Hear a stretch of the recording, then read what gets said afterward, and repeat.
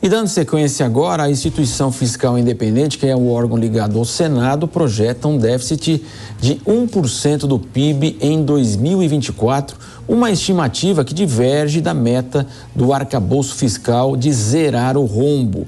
Sobre esse tema, vamos conversar agora com o Lucas Calmon, que é o especialista em mercado financeiro. Lucas, prazer tê-lo conosco. Como é que você avalia, né? O arcabouço passou nessa semana de uma maneira até muito controlada, como o governo queria, né? Com uma base bastante forte. E daqui para frente, o que você avalia se esse arcabouço conseguirá trazer de fato aí o equilíbrio fiscal para o país? Muito bom dia. Bom dia, Marcelo. Bom dia, Vilela. Bom dia aos nossos espectadores. Como você mencionou, tivemos aí a aprovação do texto base. O Pacheco informou que em junho mesmo já pretende enviar para ser sancionado pela Presidência da República. E nós temos aí uma série de divergências entre os analistas quando a gente fala do arcabouço fiscal. De certa forma, o mercado precificava um arcabouço pior, mas até como o próprio Roberto Campos Neto disse, apesar das metas do arcabouço de zeragem do déficit público serem metas difíceis, no geral a gente tem um arcabouço aí com uma certa diligência no ponto de vista fiscal. Então, nós acabamos mitigando o risco de cauda, assim, e trazendo uma estabilidade para o mercado.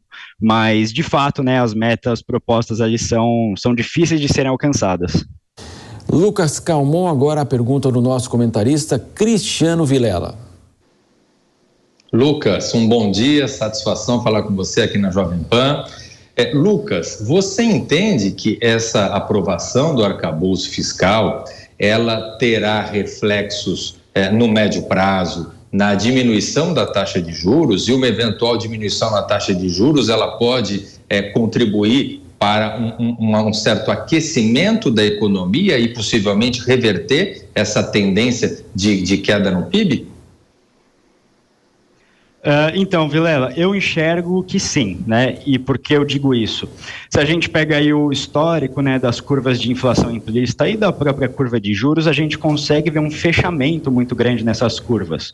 Ou seja, a expectativa de juros futuros já vem caindo, há meses, e, consequentemente, a expectativa de inflação também já vem caindo, Então, o mercado está precificando bem, certo, essas medidas, principalmente ali, para os vértices mais longos. Então, a gente consegue enxergar aí que o próprio IPCA, dos últimos 12 meses do acumulado ali, teve uma queda, ali que a gente viu no IPCA 15, e os investidores já estão precificando uma taxa de juros mais baixa e também uma inflação mais baixa aí para os próximos anos.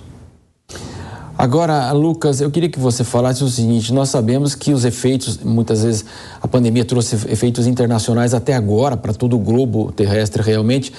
E o que você pode falar em relação a possíveis impactos externos em relação à economia brasileira, Estados Unidos, Europa, China, e também aquilo que o governo pode e deve fazer dentro aqui do mercado interno para que nós tenhamos aí essa maior sustentabilidade que possa trazer a Selic para baixo? Certo. Para a gente poder ver um reaquecimento na economia, hoje o nosso maior parceiro comercial é a China. Então, dos últimos dados ali de produção industrial divulgados, nós vimos que realmente acabaram vindo muito abaixo, por parte da China. Então, a economia lá também deu uma boa arrefecida e nós somos dependentes deles, em grande parte, na nossa economia. Então, nós exportamos muito minério de ferro para eles, muitas commodities no geral. E é aquilo, se lá a economia ficar estagnada, isso vai ter um impacto direto aqui no Brasil. Então, a gente espera que no segundo semestre a China tenha uma retomada industrial um pouco maior, que volte a demandar mais a parte de commodities para fortalecer a nossa exportação. Nós só ficamos, de fato, ali com um pouco de medo na questão dos Estados Unidos, Então, a gente está tendo aí a votação para poder flexibilizar o teto da dívida lá fora, porque nós temos aí um certo risco de recessão, como informou o Federal Reserve, que é o Banco Central dos Estados Unidos, Até analistas aí de bancos estrangeiros colocam aí 20% de risco de recessão, e isso seria ruim, para o globo no geral, porque é aquilo, se Estados Unidos vai mal, o mundo inteiro vai mal. Então a gente fica um pouquinho preocupado e seguimos de olho aí. Cristiano Vilela. Lucas, nós tivemos, nos últimos dias, inclusive, uma determinada confederação no país defendendo a volta da CPMF, e muitos analistas colocam que para que o governo consiga efetivamente ter recurso em caixa para fazer valer aquilo que espera, especialmente no ano que vem, que é um ano eleitoral, vai precisar ter um aumento de tributos. Qual é a sua visão sobre esse aspecto? Vamos ter aumento de tributos nos próximos meses, no próximo ano? No geral, isso ainda fica um pouco incerto, mas pelas medidas colocadas ali dentro do arcabouço fiscal, principalmente para a zeragem do déficit público, o nível de arrecadação necessário, do meu ponto de vista, vai exigir aí um certo aumento na carga tributária. E agora, Lucas, queria que você falasse também dessas mudanças que envolvem a Petrobras e também toda a questão que envolve agora o impacto aí dos combustíveis ainda neste momento em relação à inflação e a possibilidade, inclusive, de um controle maior que permita a queda da taxa Selic. Certo.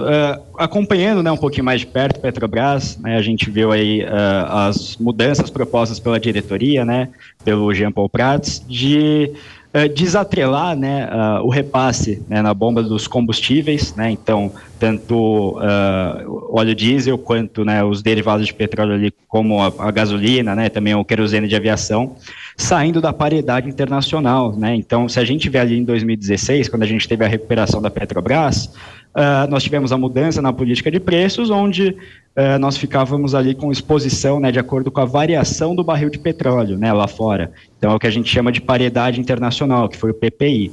E agora eles querem atrelar um peso maior no consumo nacional. Então, fugir um pouquinho do internacional e voltar mais para o nacional. O que acontece? O que os analistas enxergam no geral? Como a paridade internacional agora vai ser utilizada como teto, e hoje ela é utilizada como basicamente piso, a gente espera uma redução nos lucros da companhia, Então que as margens acabem ficando um pouquinho mais apertadas e no médio e longo prazo uma certa deterioração no fluxo de caixa, Isso foi até dito pela Fitch, a segunda maior casa de rating aí que a gente tem. Então, os analistas acabam ficando um pouquinho preocupados de como vai ser o fluxo de caixa da Petrobras, mas, a princípio, sem a aquisição de nenhum grande ativo, a gente ainda espera que, mesmo com menos fluxo, a empresa ainda tenha um fluxo de caixa saudável. Lucas Calmon participou conosco, especialista em mercado financeiro. Bom dia, Lucas. Até mais. Até mais.